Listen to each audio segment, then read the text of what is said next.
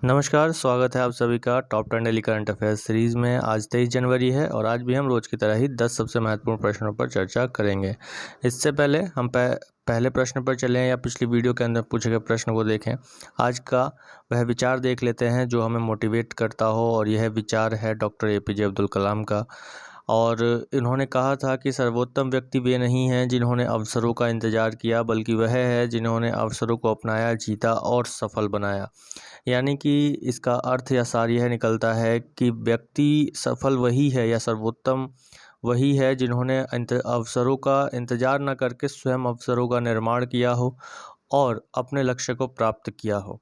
तो इस प्रकार से हम इस बात से यह अच्छे से समझ सकते हैं कि हमें इंतज़ार नहीं करना है अवसरों का कि कोई एक अच्छा समय आएगा और फिर हम अच्छे काम करेंगे और सफल होंगे। हमें हर पल अपने अवसरों का निर्माण करना है और आगे बढ़ना है। तो ये कहना था डॉक्टर APJ अब्दुल कलाम का। चलते हैं कल के वीडियो के अंदर पूछे गए प्रश्न पर।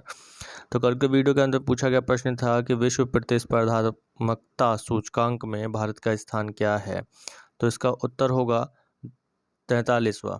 तो 43वां स्थान रहा इस बार भारत का विश्व प्रतिस्पर्धात्मकता सूचकांक में।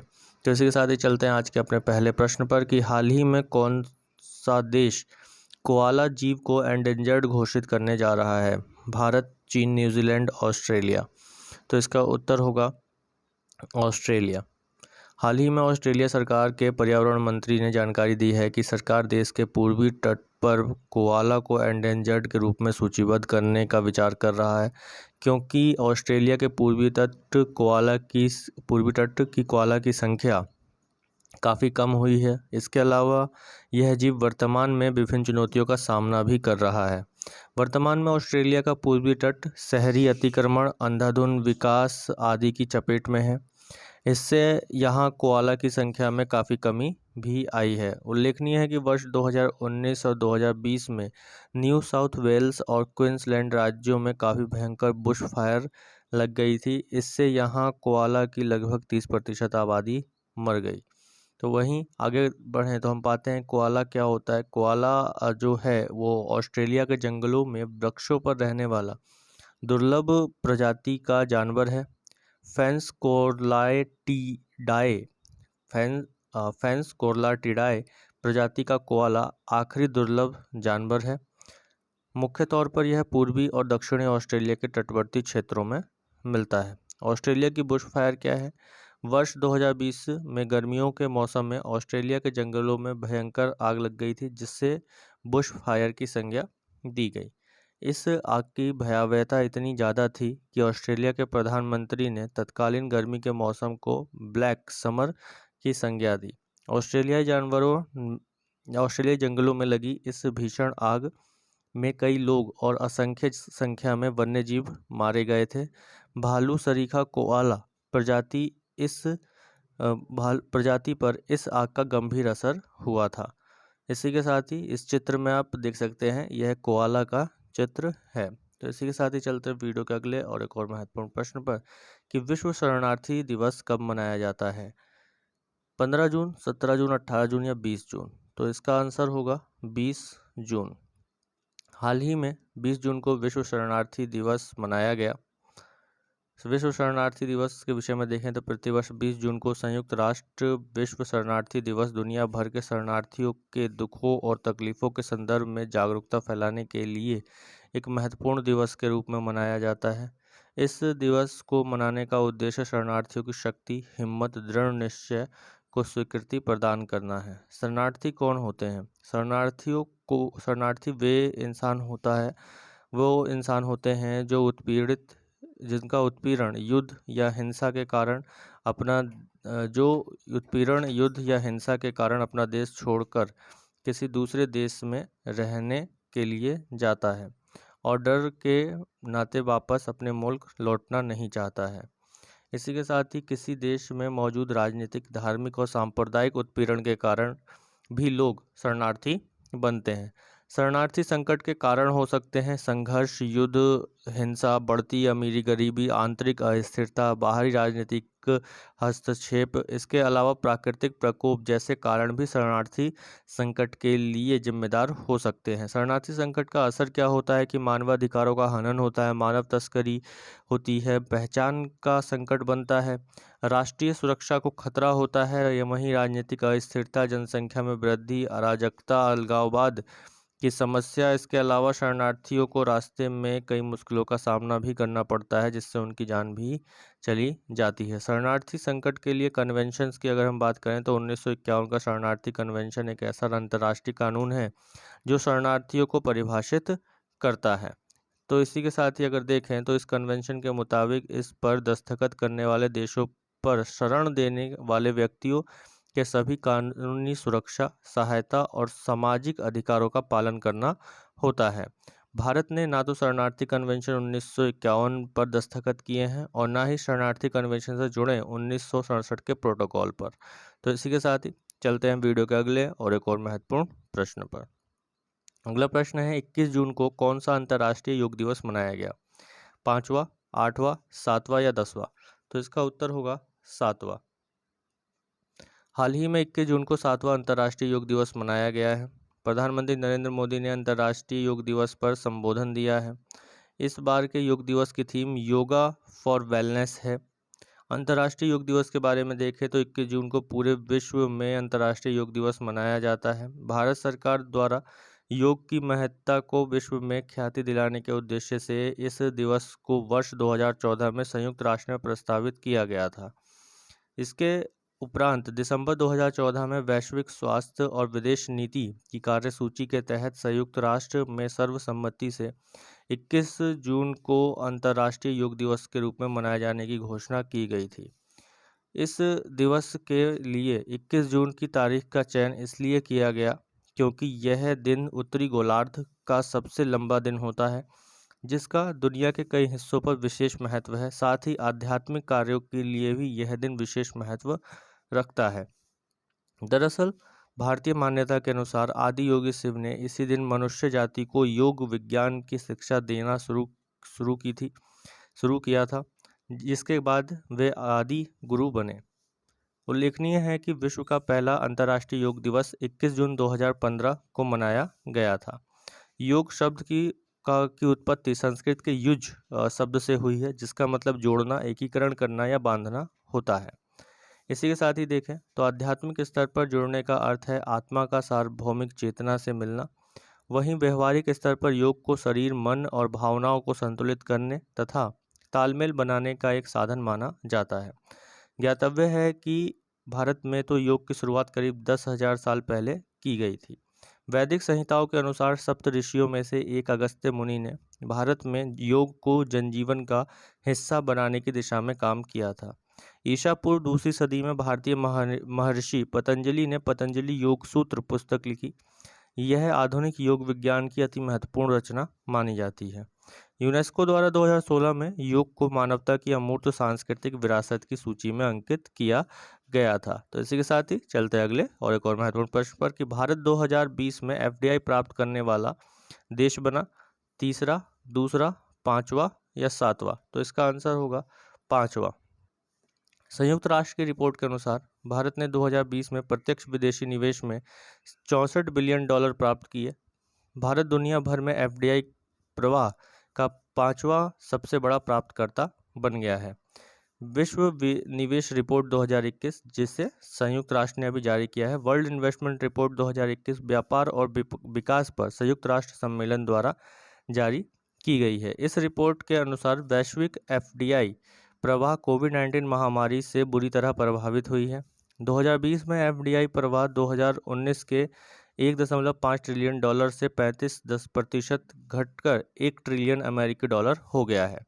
वहीं अगर प्रत्यक्ष विदेशी निवेश की बात करें तो जब किसी अन्य देश से भारत में निवेश व्यापार के उद्देश्य से आए, अर्थात निवेश के माध्यम से कोई औद्योगिक इकाई या सेवा प्रदान करने वाली कंपनी की स्थापना की जाए, जिसका उद्देश्य भारत में कारोबार के माध्यम से दीर्घकालीन लाभ कमाने का हो, तब इसे एफडीआई कहेंगे।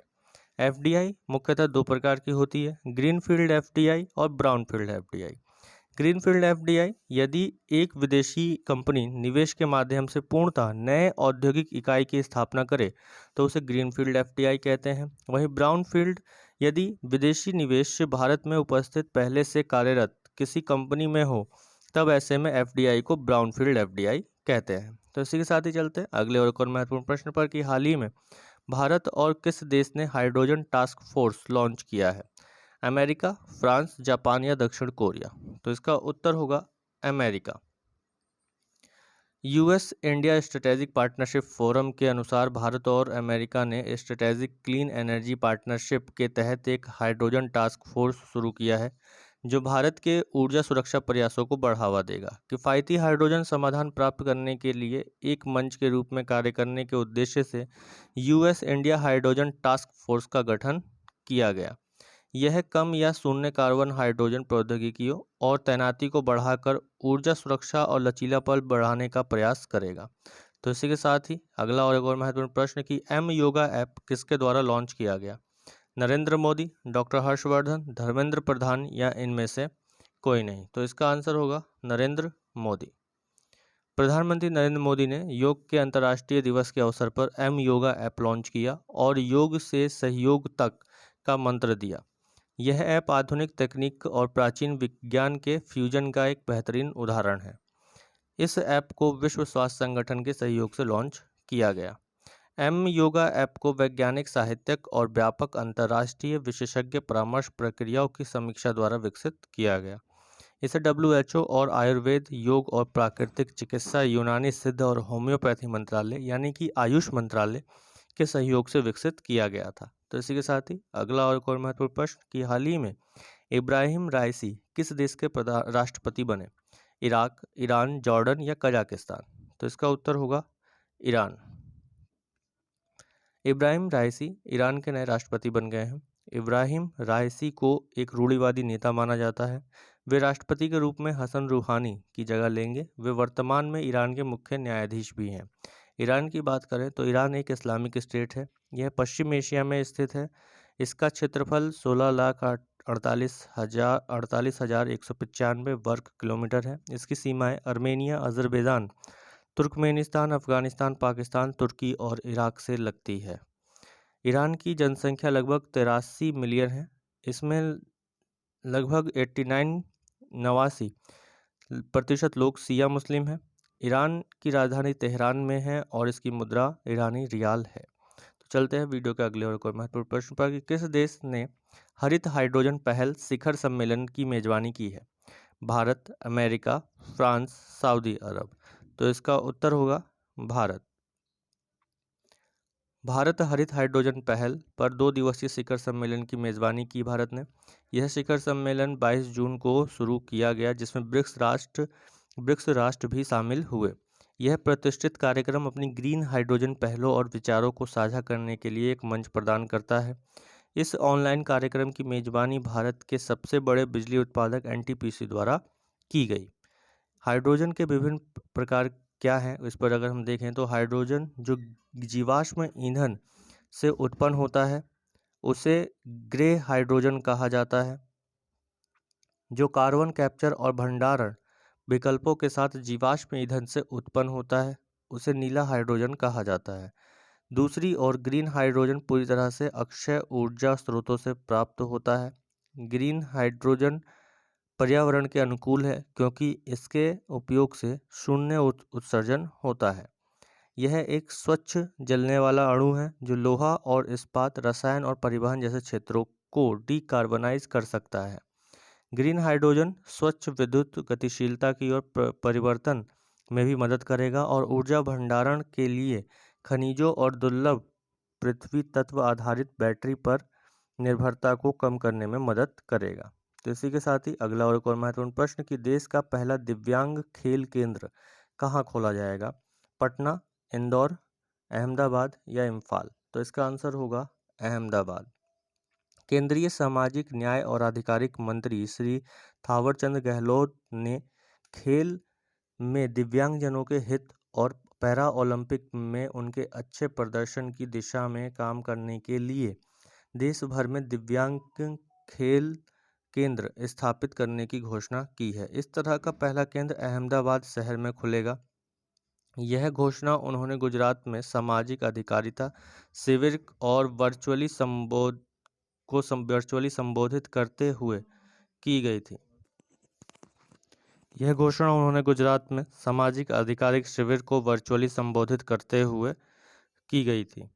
इस शिविर का आयोजन सामाजिक न्याय एवं अधिकारिता मंत्रालय की ADIP योजना के तहत दिव्यांगजनों को सहायता और सहायक उपकरणों के वितरण के लिए किया गया था। तो इसी के साथ ही अगले और एक और महत्वपूर्ण प्रश्न पर कि भारत ने किस वर्ष तक भूमि क्षरण तटस्थता स्थिति प्राप्त करने का लक्ष्य रखा है? 2022, 2025, 2028 या 2030? तो इसका उत्तर होगा 2030। Bharat United nation convention on कम्बेटिंग desertification का हस्ताक्षर करता है। भारत ने 2030 तक भूमि क्षरण तटस्थता स्थिति प्राप्त करने का लक्ष्य रखा है। प्रधानमंत्री नरेंद्र मोदी ने हाल ही में मरुस्थलीकरण, भूमि क्षरण और सूखे पर एक उच्च स्तरीय आभासी सम्मेलन को संबोधित किया है। PM मोदी 2019 में नई दिल्ली में मरुस्थलीकरण से निपटने के लिए संयुक्त राष्ट्र सम्मेलन के दलों के सम्मेलन के 14वें सत्र के अध्यक्ष के रूप में थे। तो इसी के साथ ही ये थे आज के हमारे 10 सबसे महत्वपूर्ण प्रश्न। चलते हैं वीडियो के अंदर पूछे जाने वाले प्रश्न पर। तो आज का प्रश्न है कि हिंद प्रशांत स्थिरता के लिए भारत ने किन 2 देशों के साथ एक त्रिपक्षीय लॉन्च किया है? अमेरिका ब्राज़ील, जापान, दक्षिण कोरिया, इटली जापान या ऑस्ट्रेलिया जापान? तो इस प्रश्न का उत्तर सभी लोग कमेंट बॉक्स में जरूर दीजिएगा। ये वीडियो के अंत तक बने रहने के लिए आप सभी का बहुत बहुत धन्यवाद। वीडियो आप लोगों को अच्छी लगी हो तो लाइक, शेयर और सब्सक्राइब करना ना भूलें। जय हिंद।